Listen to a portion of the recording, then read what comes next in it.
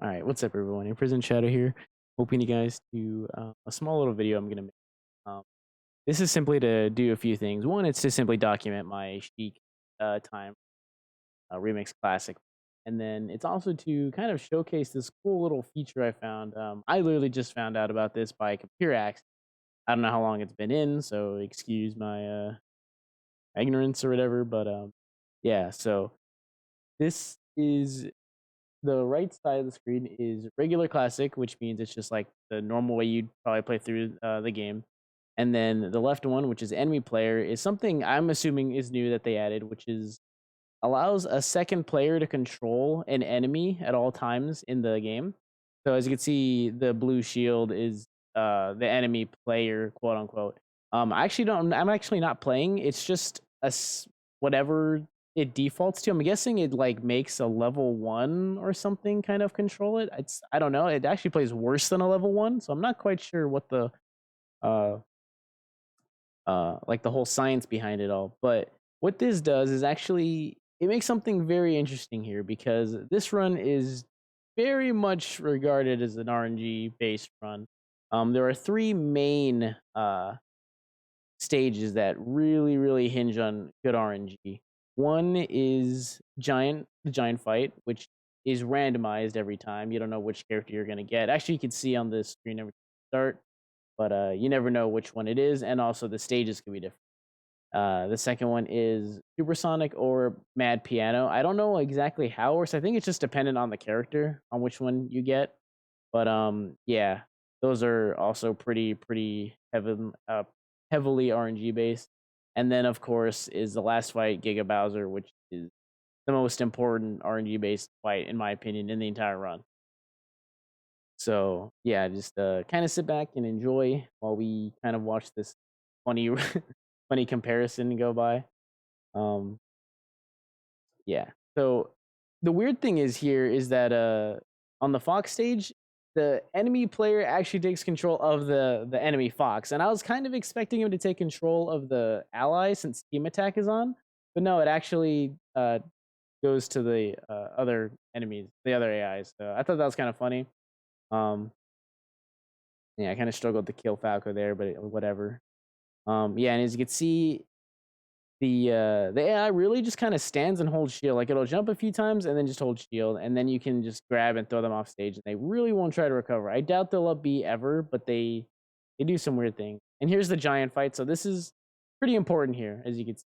So as you can see, he's still attacking. Like I don't understand what causes him to do what actions, but now he's just gonna sit and shield, and I can get a grab on him. Unfortunately, it's Ganondorf, and I messed up a few inputs here, so I actually can't get the kill right away. Oops.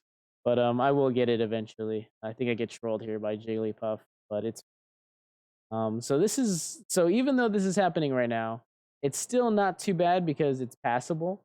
And on the regular remix mode, this is a probably the optimal solution. It's not perfect, but it is really good.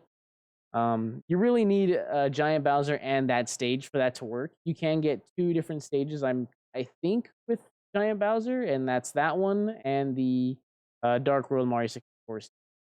And you want that one because if you stand on the one of the left or right platforms, it usually makes Bowser up B or jump off stage. It's kind of random nowadays. It seems to be more random than it used to be because I think with every update, they have upped the AI's behavior.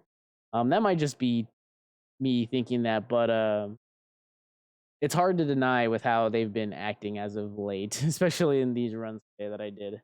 It's pretty wild. And it happens regardless if you turn off advanced AI or not. It's actually you can select that in the remix setting, but it seems to have no bearing in the classic mode, at least in the remix.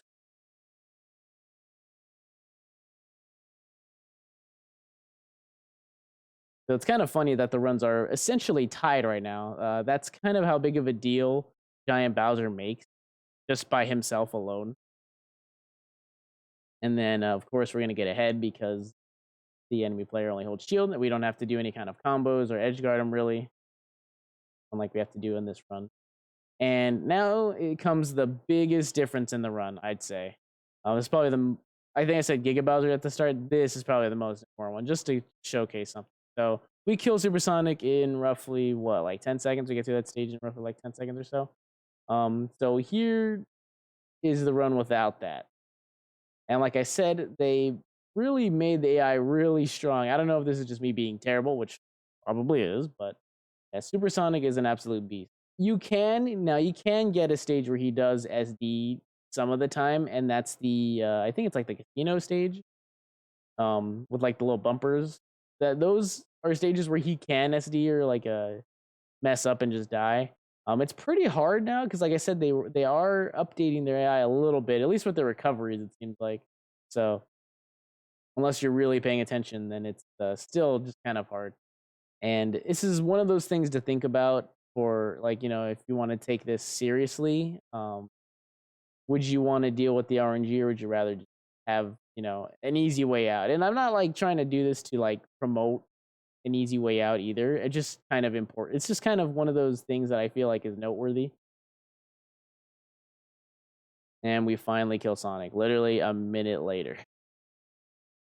So kind of a big deal. I feel like this could be kind of helpful for people that either want to run the game or don't want to run the game, because I know a lot of both who have their own reasons for not running it, and that's really boils down to RNG, and I can't blame them. It's pretty annoying to deal with, especially almost having no control over it as the run goes on, and these are all factors that are late game essentially. So um, this could be a lot more helpful. And just to remind you guys, this was my first run using the enemy player. Like, I went with everything on the fly.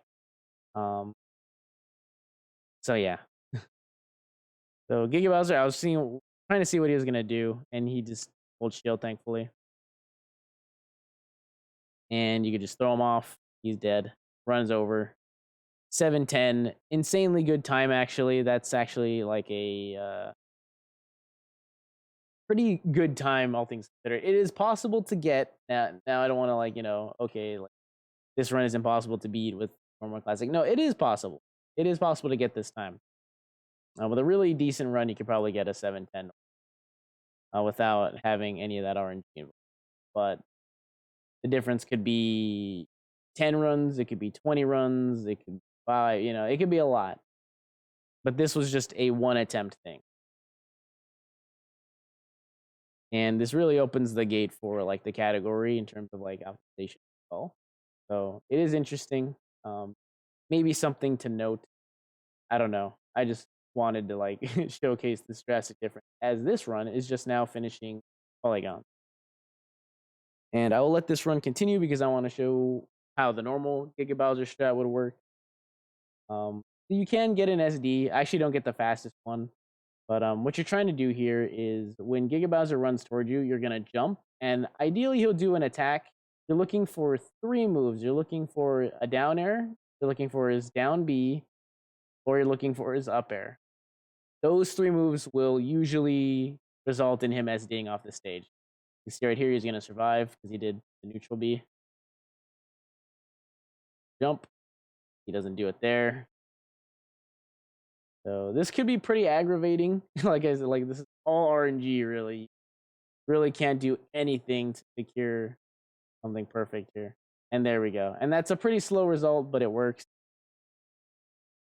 And there you go. 855. So the optimal strat there would be for Giga Bowser to run at you and just immediately down B off the stage. It has happened. It's really fast, and I missed my gold split by about like 10 seconds. Even in the run where I got it, I'm pretty sure I lost it. So yeah, that's about it. I hope this was entertaining or informative. Yeah, like I said, I just wanted to document it. It was kind of funny. I hope you guys enjoyed.